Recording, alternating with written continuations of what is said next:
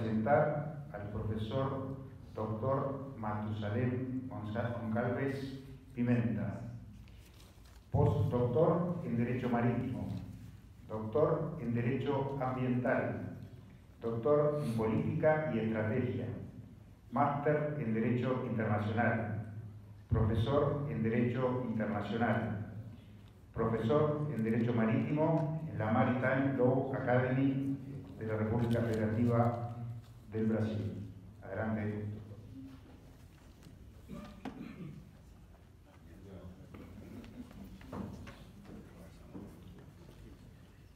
Senhor Prefeito Naval, Conto-Almirante Fernando Pérez Arana, em nome de quem cumprimento as autoridades civis e militares presentes, senhores práticos uruguaios, argentinos e brasileiros presentes, quero agradecer e dizer que é uma honra poder estar aqui nessa manhã para tratar de assunto tão importante para a praticagem não só do Uruguai, como também para a praticagem da América do Sul. Fico feliz porque percebi na primeira palestra que o Uruguai já está tentando seguir ou se aproximando da resolução A960, que é o tema que eu gostaria de tratar nesta manhã. Tratar dos aspectos náuticos e dos aspectos jurídicos desta importante resolução para os práticos. Então, a primeira palestra facilitou o meu trabalho, porque já sabemos que o Uruguai, como Brasil, Argentina e outros países da América do Sul, já perceberam a necessidade e a importância da A960 da IMO. Então, o tema que me foi proposto foi trabalhar esse trinômio praticagem, meio ambiente e sinistralidade. Se olharmos para estas figuras, percebemos que há uma relação entre elas, e essa relação foi proposta pela IMO. A IMO entendeu que quando um comandante está bem assessorado por um prático local, mesmo diante de um petroleiro carregado como esse, a operação pode ser exitosa, cumprindo o seu papel primeiro da segurança da navegação e atender os anseios comerciais dos atores envolvidos, mas também, e na visão da IMO não menos importante, quando esse serviço acontece dessa forma, quando esse assessoramento ele se dá de forma correta, há também uma externalidade positiva, que é a proteção do meio ambiente marinho, aí representado por essa tartaruga.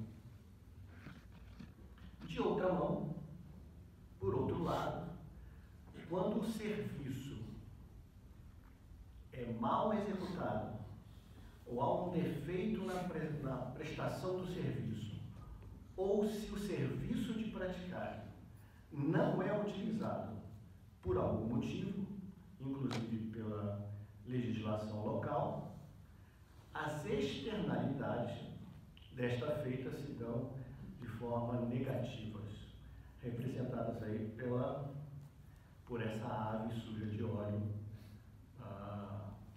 nos remetendo à poluição hídrica.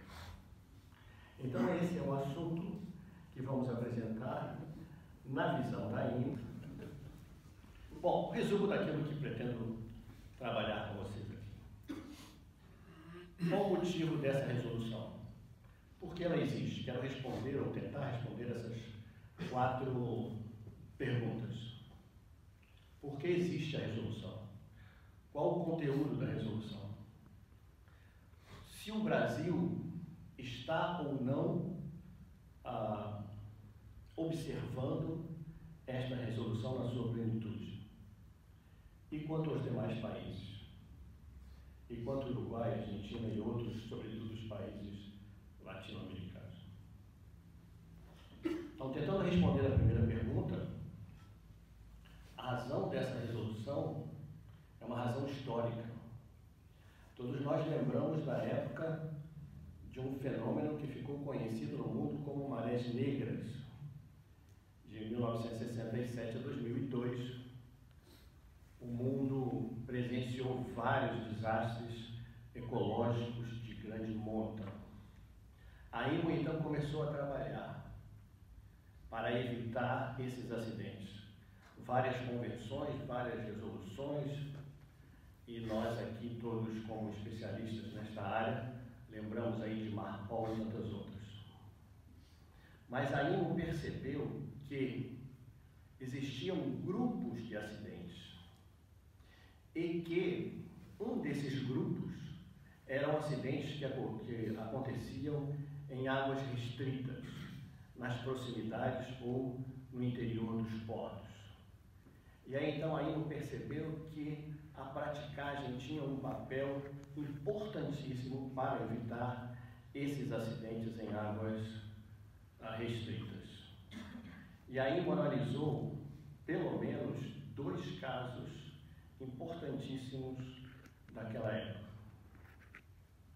o Exxon Valdez e o Sea Press, que todos aqui conhecem. Vou passar rapidamente por eles só para lembrar. O Exxon Valdez foi um acidente que aconteceu no Golfo do Alasca, onde a praticagem era obrigatória até 3 meses antes do acidente. Por pressões econômicas, o governo do Alasca cedeu e alterou a sua legislação para fazer a navegação naquele estreito do Alasca de forma facultativa. Então, logo, esse armador, a ExxonMobil, obrigou os seus comandantes a não usarem o serviço de prática. 3 meses depois dessa regulamentação, aconteceu o maior desastre ecológico nos Estados Unidos até aquela data. Alguns dados impressionantes. O navio colidiu com rochas submersas, foram 4.000 toneladas de óleo na água, foram poluídos 2.000 quilômetros de costa, 700.000 aves morreram, centenas de lontras e dezenas de baleias. A ExxonMobil foi condenada a pagar 500 milhões de dólares, porque desejou economizar 5.000 dólares do serviço de praticação. Só a limpeza da área teve um valor de 2 milhões de dólares. E por que o acidente aconteceu? Porque o comandante era um excelente comandante, muito capaz. Só que, naquele período do acidente, havia uma particularidade local que ele não conhecia, que era um degelo que aumentava a velocidade da corrente. Não percebendo isso, a sua tripulação não foi capaz de evitar que o navio colidisse com rochas submersas. Analisando esse acidente, a IMO desenvolveu o princípio da sinistralidade mínima. Vou falar dele daqui a pouco. Voltando rapidamente, então, agora aqui para outro acidente, o Sea Press, que aconteceu no país de Gales. E aí, quando a IMO estudou esse acidente, ela se deparou com um fato interessante. Olha, estamos estudando a importância da praticagem para evitar acidentes. Então, vimos que no caso do Exxon Valdez, faltou o prático a bordo. Nesse aqui, o prático estava a bordo. Então a IMO foi se aprofundando mais no acidente para entender o que aconteceu. O prático chegou a bordo para atracar esse petroleiro e verificou que o calado era excessivo. Então comunicou à autoridade portuária, que é a autoridade de praticagem no Reino Unido, e a autoridade portuária, depois de consultar os seus assessores, entendeu que o prático estava sendo conservador demais e deu ordens expressas para que o navio entrasse. O navio entrou, colidiu com rochas, encalhou e 70.000 toneladas de óleo foram para a água. Também afetou a fauna, a flora, os pássaros marinhos, e a justiça condenou, por fim, a autoridade portuária em 50 milhões de libras esterlinas. O que a IMO entendeu desse acidente? Que o prático a bordo não é garantia de que o acidente não vai acontecer, mas que nesse caso faltou um princípio importante e nasceu aí então o princípio da independência funcional. Não adianta o prático estar a bordo se o que ele fala pode ser modificado pela autoridade que está acima dele. Nesse caso, a IMO entendeu que o prático a bordo deve ter liberdade para decidir questões técnicas quando estiver em risco a segurança da navegação e a proteção do meio ambiente. Então, como é que a IMO fez a sua intervenção? Pediu ao seu comitê de segurança que estudasse uma proposta de uma resolução que abrangesse todas as questões técnicas relativas à formação dos práticos para que todos os países membros tivessem sistemas de praticagem seguros e eficientes para evitar esses sinistros em águas que vocês chamam de restringidas.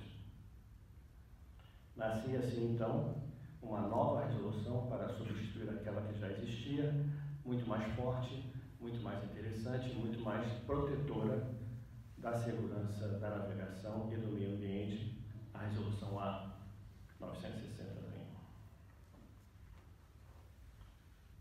Depois disso, a IMO publicou em todo o mundo um cartaz parecido com esse, alguns com algumas variações, em várias línguas do mundo, desejando que isso fosse verdade no mundo todo. E eu trouxe esse exemplo em grego para dizer que foi espalhado pelo mundo todo, dizendo mares e praias limpas para sempre. Esse é o desejo da IMO. Será que isso já aconteceu? Vamos ver então o que contém essa resolução. É uma resolução, como foi dito pelo nosso colega aqui, o primeiro palestrante, é uma resolução muito detalhada, que tem muita coisa, tem muito conteúdo, mas do ponto de vista jurídico, nós podemos resumir essa resolução em 5 grandes princípios, que foram descobertos por aqueles que se debruçaram na IMO para entender as razões para os acidentes em águas restritas. O princípio da sinistralidade mínima, que já comentamos, da independência funcional, da experiência recente, do número limitado e da divisão equânime. Vou tentar tratar de cada um rapidamente. O princípio da sinistralidade mínima, ele se divide em 2 vetores. Primeiro, para que se tenha menos acidentes. O princípio em si, pelo seu nome, já diz que é impossível evitar todos os acidentes, mas é possível, com sistemas seguros e eficientes de praticagem, reduzir esses índices de sinistralidade ao mínimo aceitável. Para que isso aconteça, esses 2 vetores devem ocorrer. Primeiro, para que o sistema de praticagem seja seguro, os práticos precisam ter experiência segundo um padrão, Que padrão? O estabelecido pela IMO. Depois, para que esse sistema seja eficiente, o serviço tem que ser obrigatório. Do que adianta um Estado determinar um sistema onde os práticos sigam rigorosamente a A960 e sejam altamente capazes se o serviço não for utilizado, se forem concedidas várias isenções de praticagem aos comandantes? De nada adiantaria um sistema forte e seguro. O da independência funcional é esse que falamos em relação ao CIEMPRESS. Vejam o que diz o texto da norma, que o prático deve ter o direito. Então estamos falando no direito do prático. É direito do profissional recusar uma manobra quando ela colocar em risco o meio ambiente ou a segurança da navegação. Então, se houvesse essa norma ao tempo do CIEMPRESS, a palavra do prático teria sido respeitada, ou ele teria o direito de não realizar a norma. Se eu estou sendo forçado por uma autoridade, usando a A960, posso eu dizer ou recusar esse serviço. O terceiro ponto importante desses 5 pilares é a experiência recente. O prático, como disse minha colega doutora Nélia aqui, é diferente de outros profissionais. Por exemplo, um cirurgião, um médico cirurgião, ele pode sair do seu país, estudar em outra universidade, fazer um mestrado, um doutorado, e quando ele voltar, no dia que ele chegar, ele pode ter uma cirurgia marcada, e vai fazer a cirurgia, e vai ser respeitado por isso, porque foi lá e estudou e trouxe mais conhecimento. O prático não. Se o prático sai da sua escala de serviço, por algum motivo, por doença ou por conveniência, ou até mesmo para estudar, antes de voltar à sua escala de serviço, ele precisa se refamiliarizar com a sua zona de praticagem. Por quê? Porque não basta o prático ser experiente. Ele tem que ter experiência recente. Ele pode ter 40 anos de praticagem. Um grande profissional, com muita experiência, passou 3 meses fora, ele perdeu a mão, como dizemos no Brasil. E aí, como está dizendo, ele perdeu a sua experiência recente. Ele tem que voltar e sentir o vento no rosto. Ele tem que voltar do lado de um profissional e sentir a corrente batendo no costado do navio. Ele precisa se familiarizar com a sua área antes de voltar a praticar. Por que isso é importante? Voltando aqui, lembram daquele caso do Edson Valdez? O comandante era experiente, mas não tinha experiência recente. Então as autoridades portuária e marítima, dependendo do estado, ao emitirem um certificado de isenção de praticagem ao comandante, deve exigir desse comandante que não seja tão somente experiente, mas que ele também tenha experiência recente na área onde ele vai trabalhar, sem a assessoria do prático. Esse número limitado não está na resolução, e aí temos que usar a interpretação teleológica para dizer o seguinte: se o número não for limitado, eu não tenho como manter um número mínimo de manobras por prática. Sem esse número mínimo, não tenho experiência recente. Por isso é que o número de práticos precisa ser limitado por alguma autoridade. Tampouco a divisão equânime está no texto da lei, é apenas um princípio que a gente precisa extrair pela interpretação teleológica. Sem uma divisão equânime, mesmo que haja um serviço limitado, pode ser que uns trabalhem mais e outros menos, e esses que trabalham menos perdem a sua experiência recente. Mas, mesmo que se faça todas essas observações, é possível evitar os acidentes? ou por que eles continuam acontecendo em alguns países, mais em outros países menos? Um acidente como esse, por exemplo.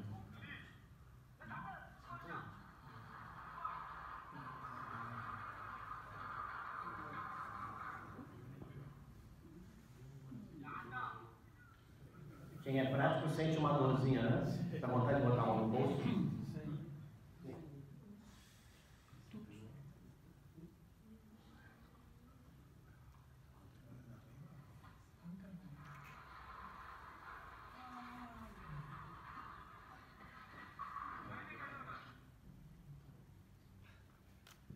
Como é no Brasil? Temos respeitado ou estamos violando a resolução A 960? Um país grande como o nosso, 22 zonas de praticagem, 600 práticos trabalhando todos os dias. Debaixo do rigor da A 960 ou trabalhando como podem em razão da interferência política.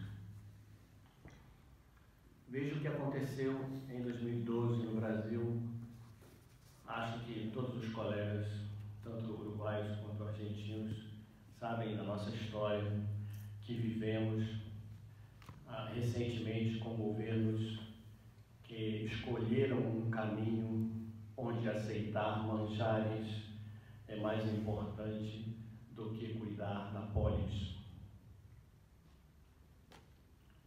Com isso, esse decreto foi comprado para aumentar o número de práticos e estabelecer preços máximos de praticagem. Não conseguiram estabelecer os preços máximos em razão de decisão judicial que suspendeu o decreto considerando ilegal e inconstitucional. Mas conseguiram dobrar o número de práticos, que eram 300 para 600 práticos, em 2 concursos, rapidamente, um após o outro. Quando isso aconteceu e os acidentes começaram a acontecer, eu levei isso para a academia e essa foi a minha tese de doutorado. A tese tinha uma hipótese em que elevar o número de praticagens sem o respeito às questões técnicas poderia conduzir a acidentes. E essa hipótese foi confirmada. Escolhemos 3 estados brasileiros: São Paulo, Paraná e Rio de Janeiro, porque esses 3 estados juntos representam 70% do movimento dos portos públicos no Brasil. Cada vez que se aumentou o número de práticos, aconteceram esses picos de aumento do índice de sinistralidade. A hipótese foi comprovada que aumentar o número de práticos sem um estabelecimento técnico, sem que haja aumento também do número de navios, pode provocar acidentes marítimos. E aí depois, já num outro período, onde estivemos na Universidade Carlos III de Madrid, fizemos um pós-doutorado que resolvemos ampliar essa nossa pesquisa, fazendo uma outra pergunta. E o que acontece em outros países? Obedecem ou violam a resolução A960? Escolhemos a região da Europa e percebemos que, no direito comparado, ninguém discute nesses países se é importante ou não observar a resolução A960. Vejam os detalhes.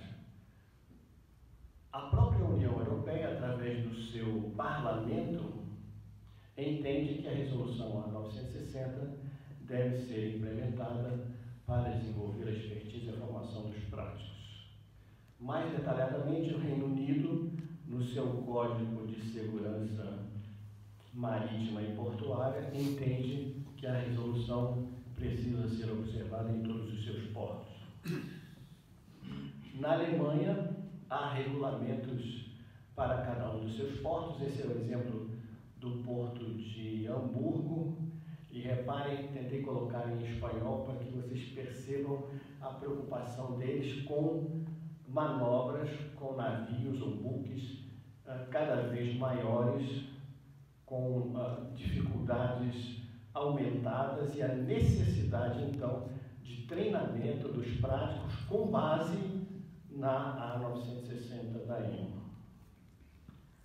Na Espanha, vejam aí o boletim oficial da Direção-Geral da Marinha Mercante, dizendo que, de igual modo, a resolução A960 precisa ser obedecida.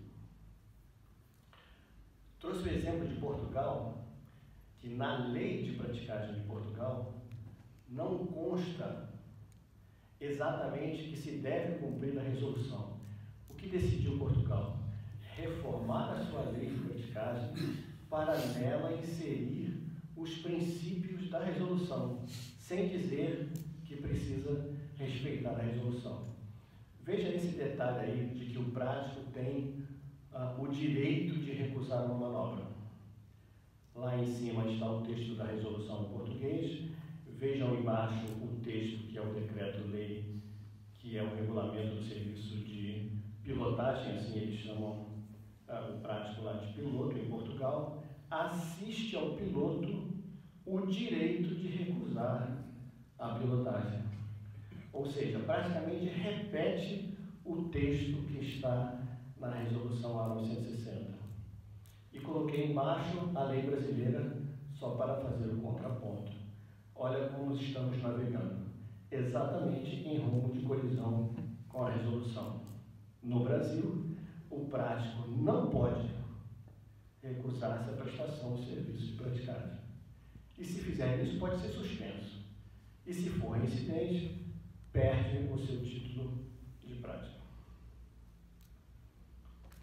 E aí fomos buscar dados estatísticos.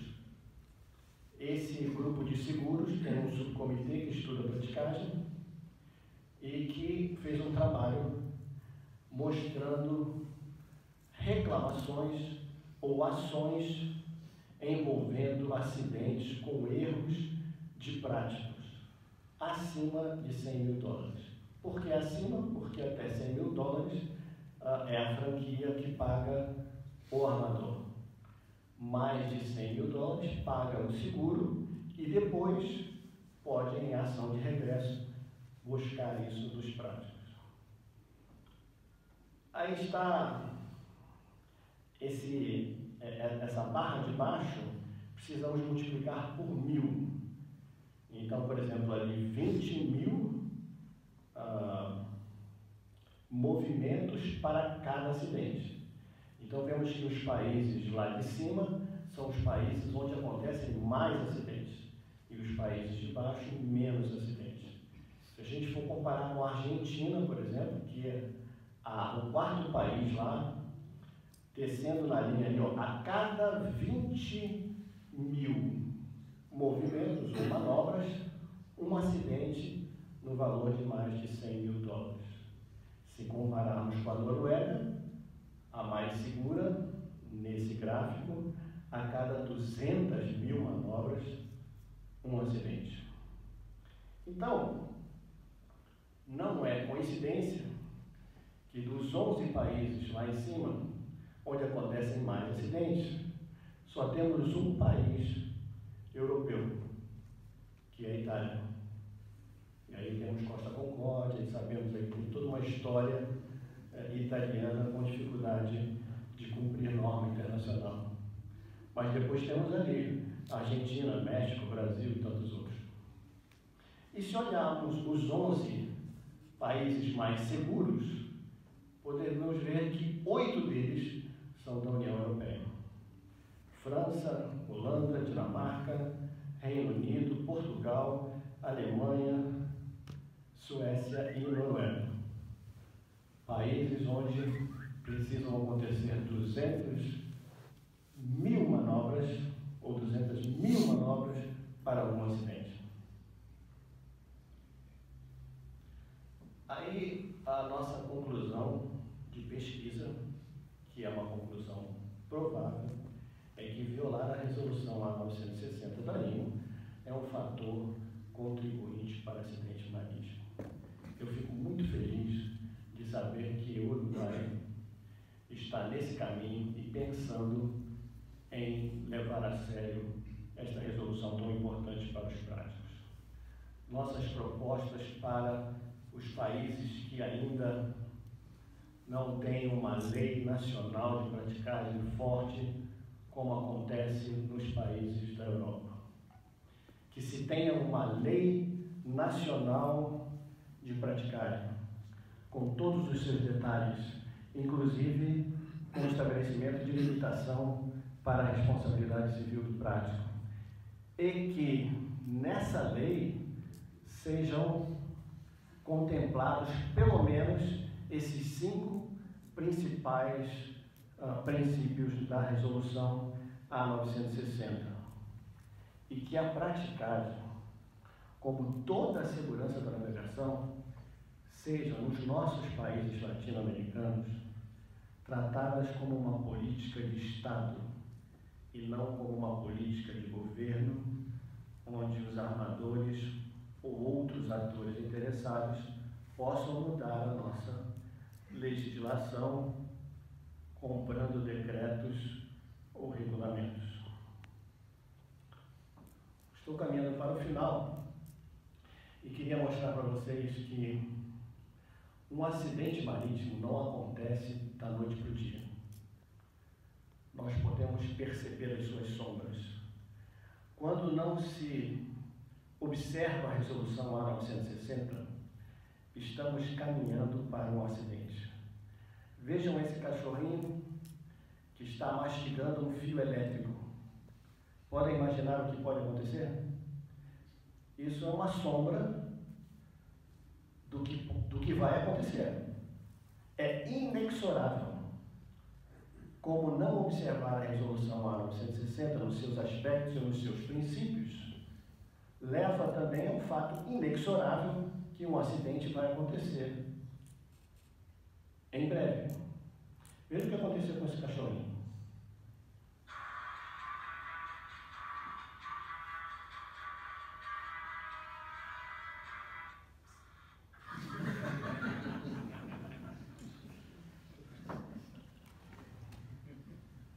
É inexorável. Quero terminar com uma reflexão que foi dita há 2000 anos por Cícero no Senado Romano. Vejam que ele concorda com aquilo que estamos dizendo aqui, ou nós estamos concordando com o que ele disse há 2000 anos. Os acontecimentos futuros projetam suas sombras muito antes.